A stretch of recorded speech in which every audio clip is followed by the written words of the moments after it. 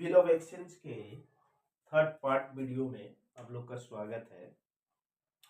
Third part में हम लोग कुछ पॉइंट्स के बारे में और एक थोड़ा सा हम लोग एग्जाम्पल्स के बारे में थोड़ा सा देखेंगे कि जर्नल एंट्रीज से कैसे होता है, कि अकाउंटिंग ट्रीटमेंट कैसा होता है वो। तो सबसे पहले हम लोग देखते हैं कि बिल्स ऑफ एक्सचेंज में बिल्स एट साइट का मतलब क्या है। तो बिल्स एट साइट, अगर बिल में अगर लिखा हुआ है कि at sight and on presentation, ये वाला एक्सप्रेशन है, ये वाला, ये और ये वाला प्रेजेंटेशन माने at sight and on presentation bill के ऊपर लिखा हुआ है, तो उसका मतलब सीधा सीधा देखने से ही, नाम से ही पता चल रहा है कि साइट माने क्या, देखना, दृष्टि, देखने पर या प्रेजेंट करने पर आपको पेमेंट देना होगा, मतलब payable of demand, payable on demand मतलब डिमांड के करने पर, माने जब आपको शो करेंगे आपको पैसा देना पड़ेगा। तो ऐसा सिचुएशन में क्या है, डेज ऑफ ग्रेस का जोड़ने की जरूरत नहीं है। क्यों जोड़ने की जरूरत नहीं है? क्योंकि ये तो पेबल ऑन डिमांड है, दिखाना होगा, दिखाएंगे बिल तो पेमेंट देना पड़ेगा। तो अगर बिल्स एट साइट का मतलब है, अगर बिल के ऊपर at sight and on presentation लिखा हुआ रहता है तो वो बिल पेएबल ऑन डिमांड होता है। और ऐसा सिचुएशन में डेज ऑफ ग्रेस अलाउ नहीं होता है, कैलकुलेशन में नहीं लिया जाता है। ड्यू डेट के कैलकुलेशन में डेज ऑफ ग्रेस को नहीं लिया जाता, क्योंकि यहाँ ड्यू डेट क्या निकालोगे, यहाँ तो ड्यू डेट का मतलब जिस दिन प्रेजेंट करेगा बिल उसी दिन को पेमेंट करना है, तो वही दिन क्या हो जाएगा, ड्यू डेट। आई थिंक ये कवर्ड है। नेक्स्ट है बिल आफ्टर डेट। अगर बिल में आफ्टर डेट वाला एक्सप्रेशन है या इस टाइप का आफ्टर डेट वाला एक्सप्रेशन का मतलब क्या है, तो आफ्टर डेट का मतलब होता है कि जैसे ड्रॉयर ने बिल को ड्रॉ कर लिया तो उसमें जो डेट है, माने ड्रॉ करने वाला डेट ही से बिल का पीरियड चालू हो जाएगा। माने बिल तो, ये तो period after a certain period of time bill has to be paid ना। तो आफ्टर डेट का मतलब है कि बिल अगर ड्रॉ हो गया है तो ड्रॉ के दिन से ही बिल का ड्यू डेट कैलकुलेशन के लिए दिन शुरू हो जाएगा। तो इसीलिए आफ्टर डेट का मीनिंग यहां पे क्या है, begins to run from the date of drawing the bill. जिस दिन बिल ड्रॉ होगा उसी दिन से आपका due date, date of maturity वाला जो दिन है वो इस दिन से शुरू हो जाएगा काउंट होने के लिए। और इसमें डेज ऑफ ग्रेस अलाउ होता है, और जो डेज ऑफ ग्रेस 3 दिन का वो जोड़ना पड़ेगा, जोड़ करके डेट ऑफ मैच्योरिटी निकालना, इसलिए मैंने प्लस लिखा हूं, इसका अलाउ है ये।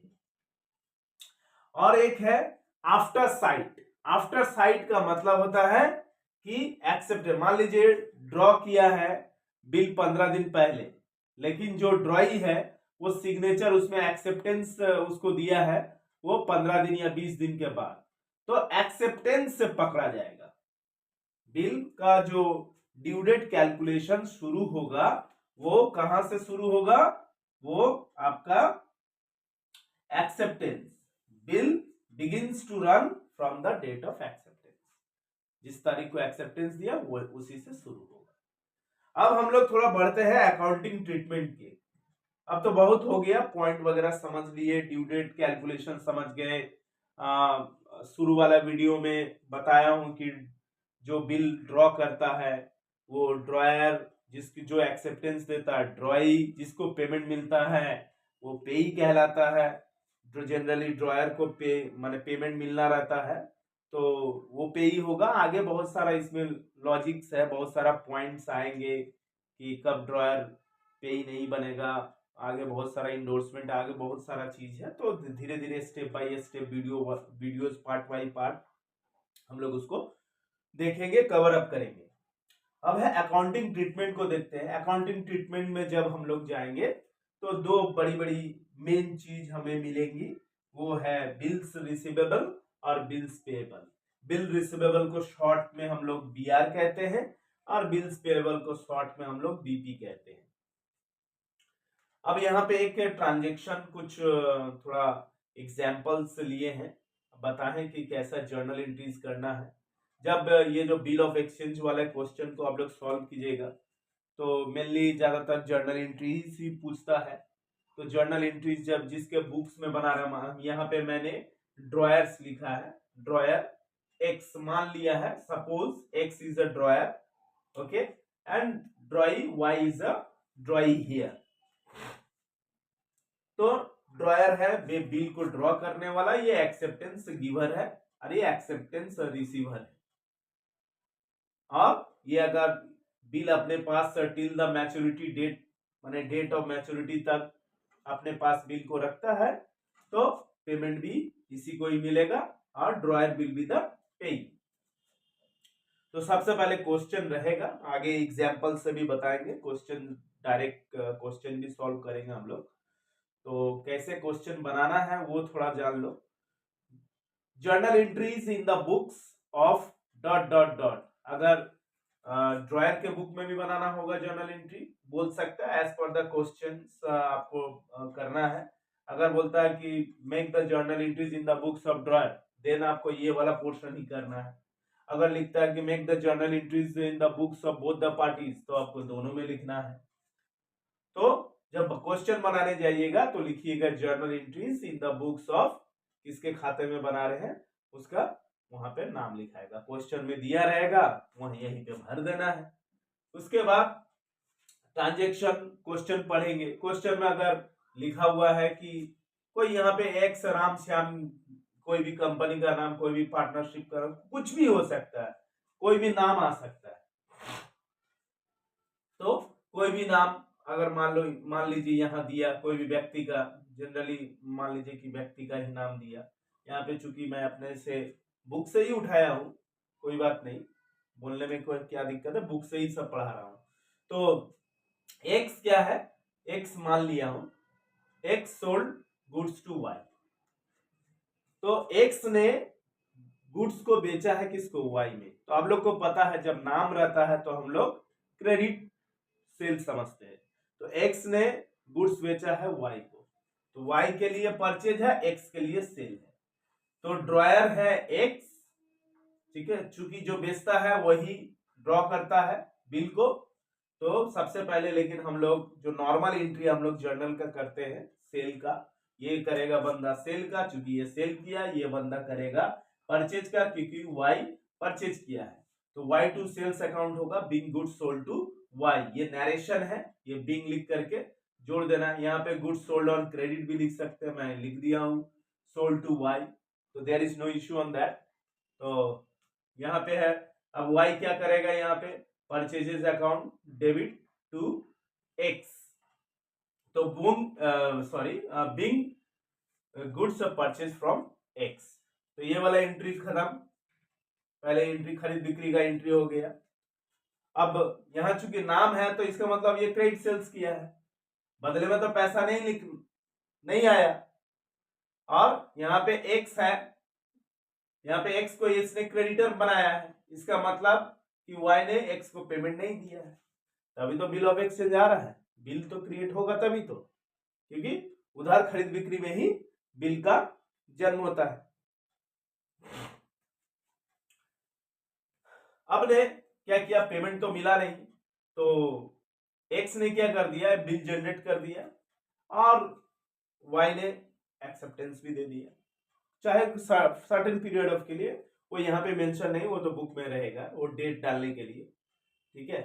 तो जर्नल में डेट होता है तो वो उस सब जब क्वेश्चन बताएंगे उसमें डील हो जाएगा। तो एक्स ने बिल जनरेट किया, वाई ने बोला हाँ भैया साइन कर देता हूं, दे दूंगा, 2 महीना 3 महीना जो भी हो व्हाटएवर। तो एक्सेप्टेंस जिस तारीख को दिया उस तारीख को क्या करेगा, वही बिल, एक ही बिल जिसपे सिग्नेचर दिया है वाई और एक्स ने अपने पास रखा हुआ है, तो एक्स के लिए वो हो गया क्या, एक्स उस बिल पर सिग्नेचर लिया है क्योंकि उसको माल बेचा था, पैसा नहीं दिया, तो वही एगो प्रूफ है, फ्यूचर में पैसा लेगा, उससे पेमेंट लेगा, तो वो बिल का पैसा उसे एक्स को मिलना है, बिल का पैसा वाई से रिसीव करना है। तो बिल का पैसा रिसीव करना है, तो वो बिल इसके लिए क्या होगा, रिसीवेबल होगा। किसके लिए, ड्रॉयर के लिए, इसीलिए bill receivable account to Y. And drawee क्या करेगा, क्योंकि उस बिल का पैसा ड्रॉयर को पे करना है, इसीलिए एक्स को ऊपर लिखा है चूंकि ये डेटर है, and BP is the liability, यहां पे बीपी वो नीचे लिखा है।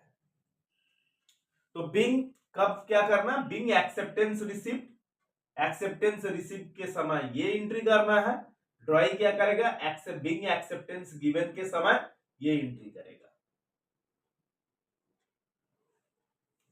अब है कि थर्ड स्टेज में एक्स मान लीजिए बिल को अपने पास रखता है, तो X keeps the bill with himself till the date of maturity and Y accordingly pays the amount of the bill on maturity.